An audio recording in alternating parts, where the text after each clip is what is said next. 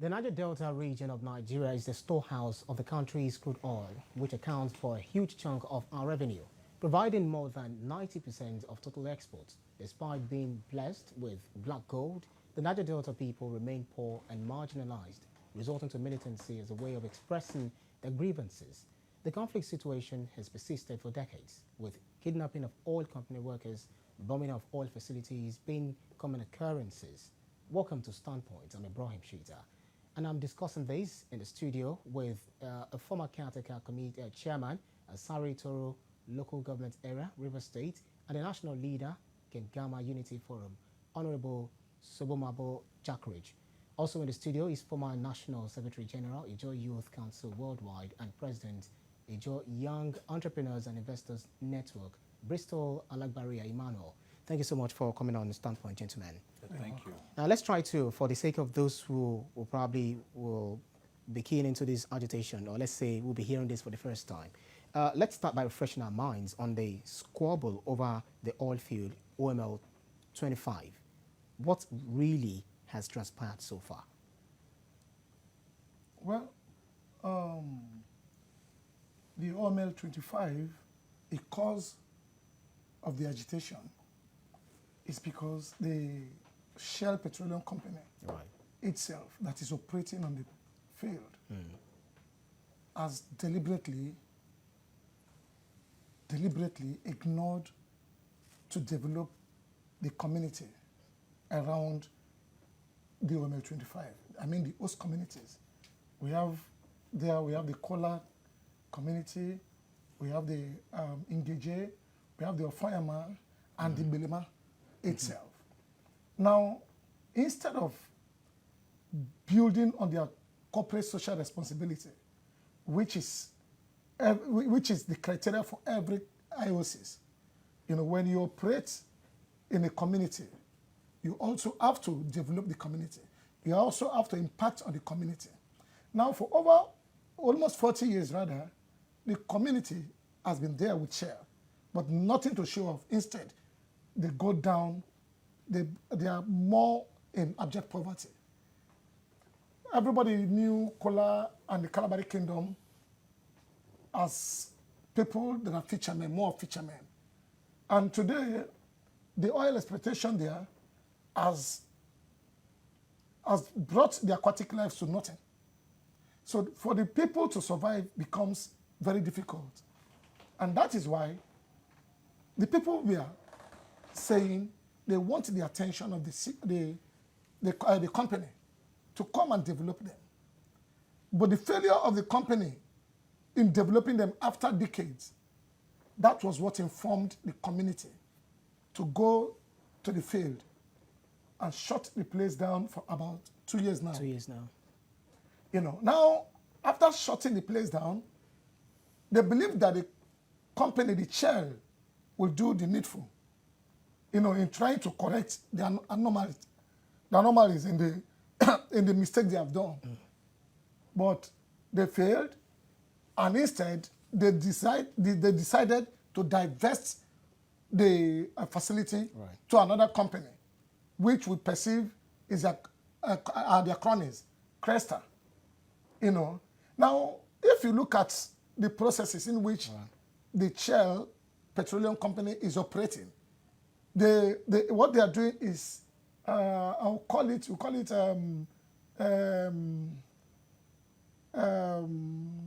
you may use another word just to explain it. So when it comes here. Well, I'll come there. So now what happened was that instead of doing the needful, they prefer to go behind to give it to another of their crony.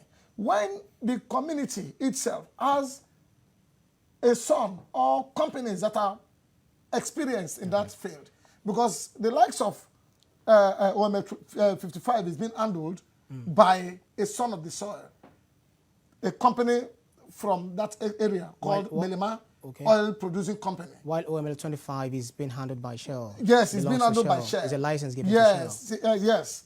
Now, this OML 55 has been able to impact on the lives of the people of Edama and through other parts of Kalabari Kingdom, including the Kola Kingdom. Okay. So the people now are surprised to see that between 2 years, if a company can come and have impacted so much on the community, they prefer that same company to take over the OML 25 Right. instead of going out to someone they don't know. Okay, let me go to Bristol Alagbaria. You've really given us the background to what was set the conversation for us, really. But I learned that the state government brokered peace between the host communities and the oil company, OML 25, Shell, SPDC, and this peace was sealed with the signing of an MOU. Is that correct?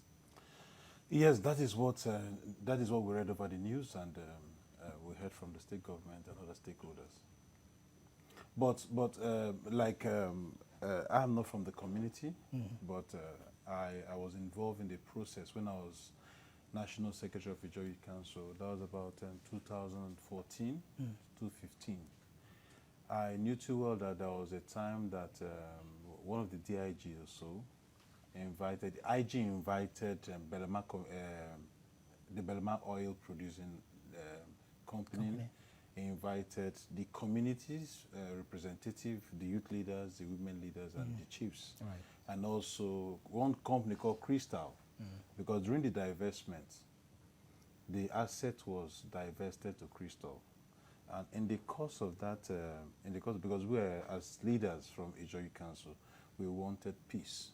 Because in the course of agitation, the youths are the victims.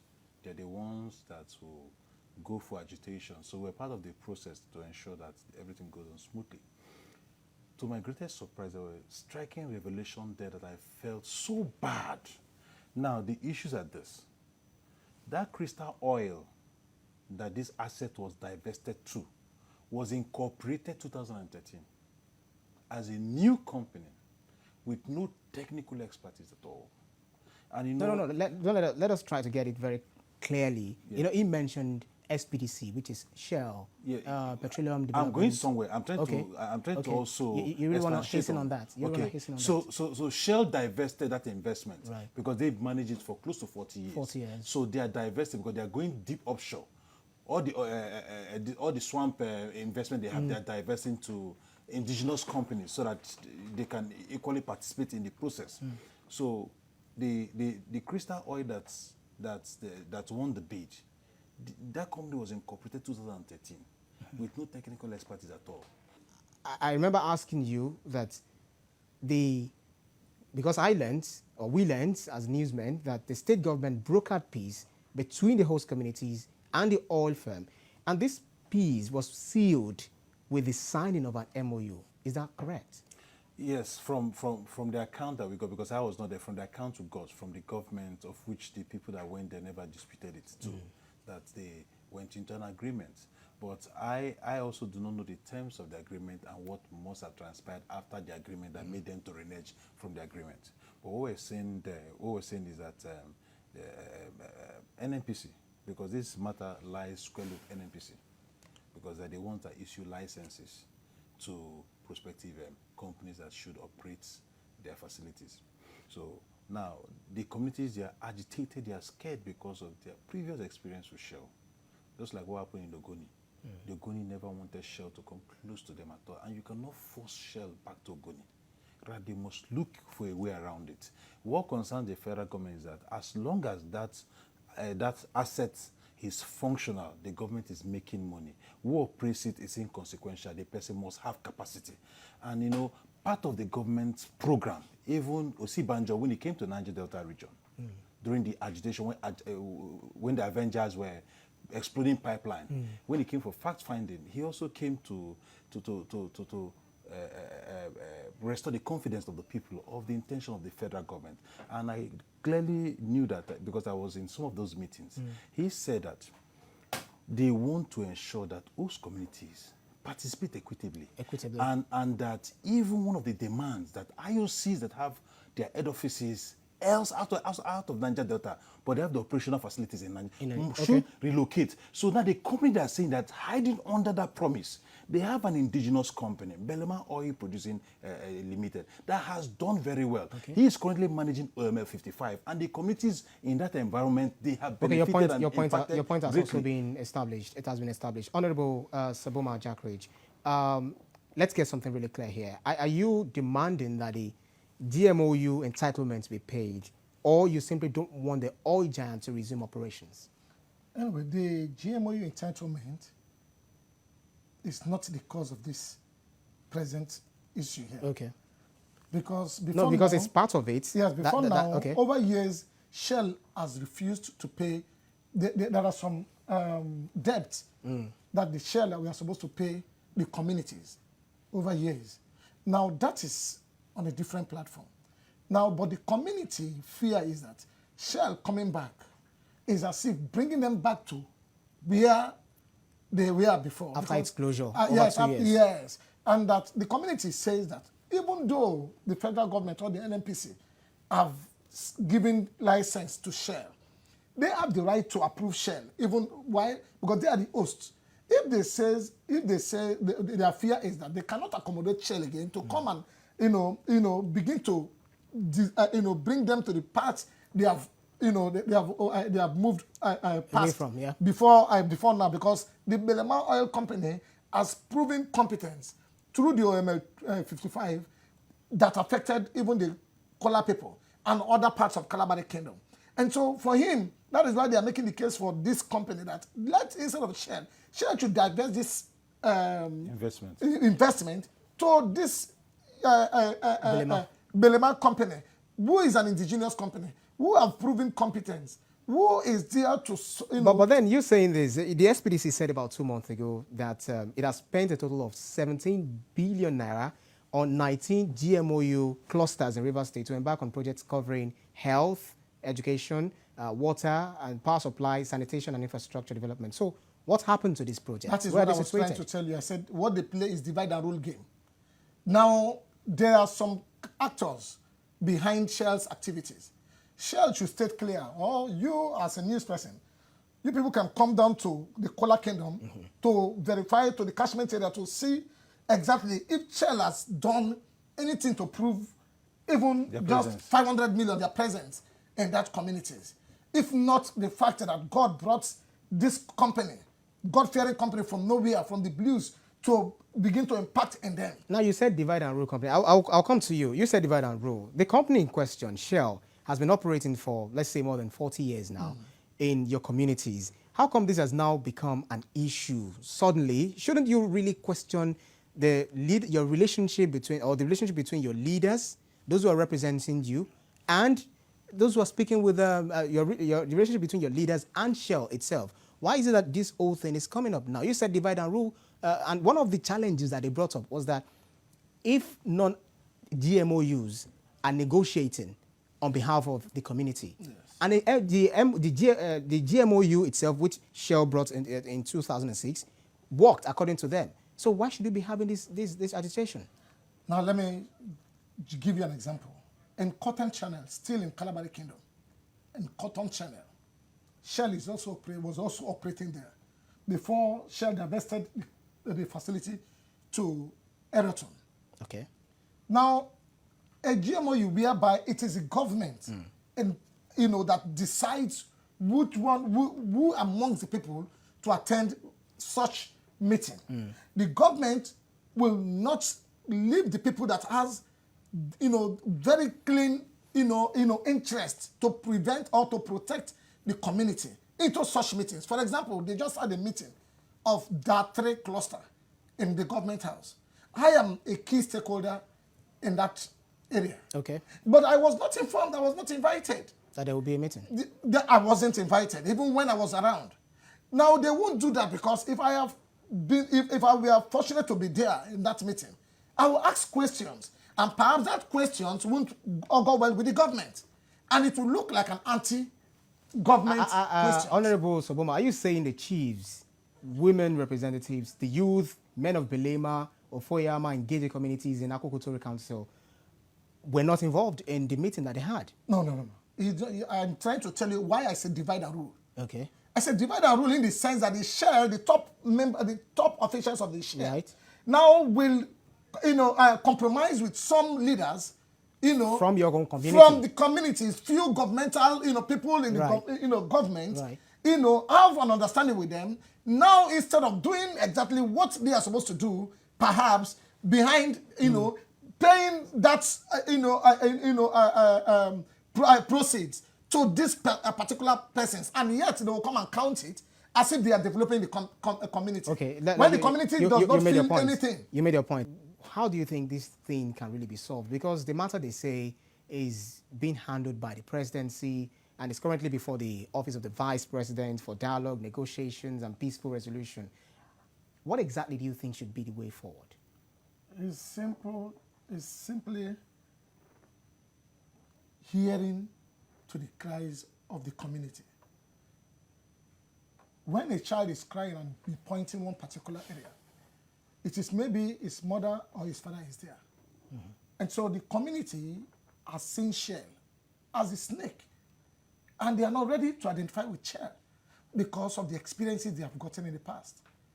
Their son, you can see, look at the coincidence. The Belema Oil, the chairman of the Belema Oil, or the founder of Belema Oil, is from that community that is producing this, that is owners of this Omel 25. Right. And you are telling such person who is from that community and as the expertise, who is a professional, not to own that facility, but rather you divested it to some other companies. Honorable Sobomabo, I asked you earlier, yes. Because it is also very important to answer this. You know, it's very easy to say these people are not really doing, they are reneging on their promise. Yes. But as your own community, yes, giving these oil companies a level playing field to peacefully operate in the first instance.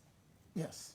Because you also cannot deny the fact that there was this kidnapping, militancy, arrest, which has affected the peaceful operation. There is no way it will be when somebody from that particular place is owning it and is coming to do same thing that Chrysler or Shell will do for the federal government to operate and to develop that area. There is no need for kidnap or... okay, probably because now light is really shining on this. Maybe because you're not interested in anyone from the outside owning these licenses, that it has to be an indigenous person. When Bristol spoke here, probably that is the reason why the Shell agitation is going down. Shell are giving out all their strong investment. They are going deep offshore. They are going deep offshore. Okay. They want to concentrate just like Chevron and Total that are all operating deep offshore. In Delta State, in Warri, precisely, Shell, there is no presence of Shell again. They have divested to all indigenous companies. Okay. So why is it difficult that Shell ordinarily divested this company, this facility to Chrysler? And why are they coming back instead of doing exactly what the community wants if they don't have an ulterior motive? Okay, that's it. So what is the position of the state governor or government on this particular issue? Well, because earlier, the solution, about 2 months ago, there was this 7-day ultimatum that was given by the governor. So how did it... If I can help you on that, let me clarify something from that.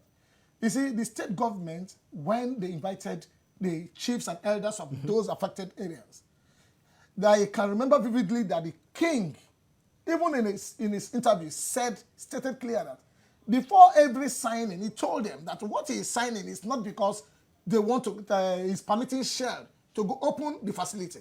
Why he's signing this is because they actually have an GMOU and that Shell should pay them their standing entitlement. And that was the reason. But of course, it's a government. The government has a press. You don't have the right to do anything there.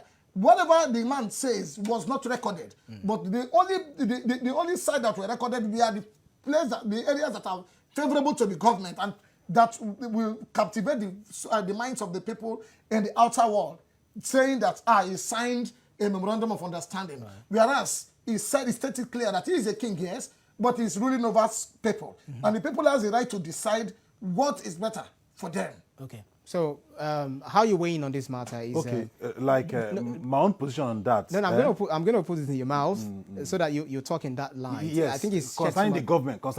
I want to speak because the government also regulates the activities of these oil miners or those who are given licenses. So why don't you just also talk to the government, relate to the government more, and table your demands, and this is what we really want, so that the government can do it in line with what will benefit the people and the communities. That is what we intend to achieve as young entrepreneurs from the region, because one, that Belma oil is like an example, an inspiration to young business people. Business are dying every day in Niger Delta, and even the government, they've also challenged us that we should come up with capacity that they're willing to work with us. So which means that in this negotiation, the government, they have critical role to play in the final decision.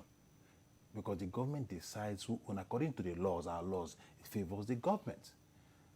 So now the Rivers State governor has a major role to play. Nobody is an island of its own. The community cannot, by mere agitation alone, succeed in this struggle. Whatever thing that comes in, the Rivers State government has a role to play. So we're going to see how we can interface with the Belema company itself, interface with the community as young entrepreneurs, and also with the government. Because one, they must all agree. We know that solution does not come at the first meeting. There must be constant discussion, engagement, and re-engagement. People must continue to talk. The conversation must open. But I know that for a permanent solution, all the parties must come together and agree. Okay. Both the government, the Rivers State government will play the pivotal role in driving this process. Yeah, that's a point. We are coasting home, Ambassador Honorable Sobomabo Jackrich. Is this particular agitation peculiar to your own communities? Talking about the Belema of Foyama, Geje, of the Akuku Toro Council. Is it peculiar, looking at it from the Niger Delta region? It is.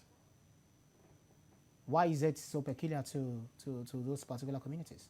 Because they are communities at the riverbank. They are very, they are outside, far from the Calabari area. Okay. They are all Calabari people. They are all Ijaw people. Right. But because they are operating from the, from the deep side of the Calabari area, it is not as peculiar as you're saying. It is similar. Mm-hmm. Because I told you about that trade, and I told you how they are deliberately victimizing the people of Calabari Kingdom and the Bakana. You can imagine where the Calabari is made up of 3 major communities, and it's a smaller villages. Right. And the agreement, the GMO, the same GMO you're talking about was that that 3 leadership will go around, in all the communities. Now, Buguma has produced the chairman. Right. Bonima has produced chairman. Mm. When it's time for Bakana to produce the chairman, another influential person from the same government, right, the present secretary to the state government, influenced it. We use this connection to make his own son or his own brother to take over that position. Instead of going to the other community. Now, after that, the 3 communities we are to be signatories to the accounts. But as I speak to you, Bakana is not a signatory, does not know the account that company is operating, that 3 cluster is operating on.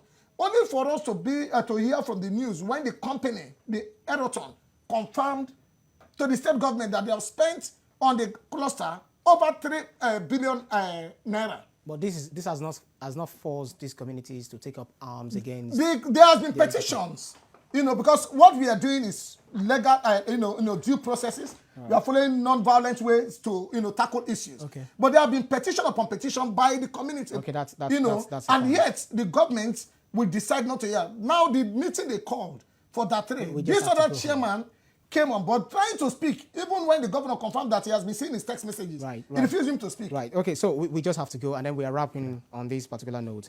Are you looking forward to the passage of the PIG bill with the hope that this would put paid to all of this crisis? Well, the petroleum industry just in a nutshell, is critical, but just that, there is huge economic politics that is playing out that will make it not to see the light of the day, except the interests of Niger Delta people and those communities entirely expunged before the parliament will pass it.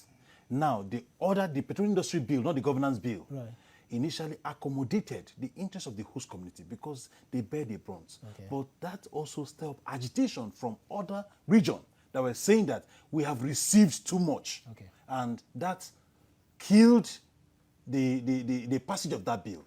And we don't know, but I know that the federal government should look at the interests of the host community, right, or else agitations might still be going. The country is highly polarized.